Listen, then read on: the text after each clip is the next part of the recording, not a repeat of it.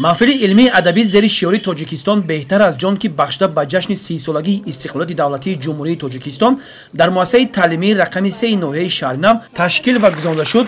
در آن نمایندگان شعبه معارف، شاعران و نویسندگان مملکت، آموزگاران، کتابداران و محصلین مؤسسات تعلیمی فعالانه شرکت داشتند. نمایندگان شعبه معارف، شاعر و نویسندگان و محصلین مؤسسه با معروضه‌های پرمحتوای خویش درباره دستاوردهای دوران استقلال در سمت معارف برآمدها نمودند. باید گفت که تشکیل چنین چهاربینی‌ها با مقصد بلند برداشتن ذوق کتابخوانی، ارج گذاشتن به ارزش‌های ملی و فرهنگی، انکشاف قابلیت ایجادی به خاطر تشکل افکار وطن‌دوستی خوانندگان و تربیت میهن‌پرستی آنها میباشد. امروز با تشبث و غمخوری‌های پیشوای ملت اساسگزار صلح و وحدت امام علی رحمان اینقدر چهاربینی‌ها تشکیل و گذارنده میشوند که از اون جمله در مؤسسه ما نیز بخشیده به جشن 30 سالگی استقلالیت جمهوری تاجیکستان یک محفل آماده نمودند. این گونه چهاربینی‌ها تیز گذارنده میشوند. سال سوم است که با تشبث پیشوای ملتمان آزمون فروغ سپید دانایی تشکیل کرده شده است که خوانندگان ما نیز در این آزمون فعالانه اشتراک کرده ایستادند. مقصد دیگری رهبریت مؤسسه از تشکیل چنین چهاربینی‌ها این آماده و تیار نمودن خوانندگان به آزمون‌های جمهوری فروغ سپید دانایی کتاب است. تاجیکستان وطنی عزیز من و علم فروغ معرفت میباشد.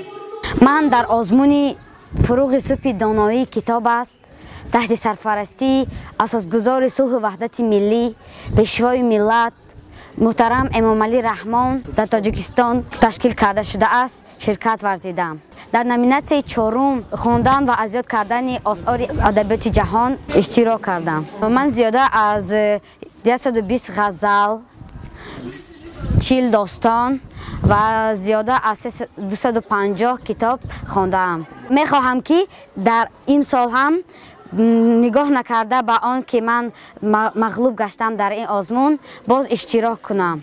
شکر استقلال کشور میکنم، شکر ملک و شکر سرور میکنم، شکر آن دورم که من دورم وطن، شکر آزادی کشور میکنم، شکر آن دورم که چون اجداد خویش تاج استقلال بر سر میکنم، شکر آزادی و این باغ و چمن من دعای نیک یکسر میکنم.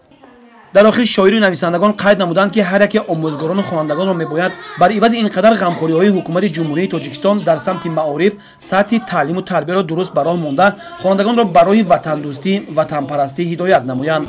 همچنین از جانب محصلین یک برنامه فرهنگی پیشکش مهمانان گردانده شد.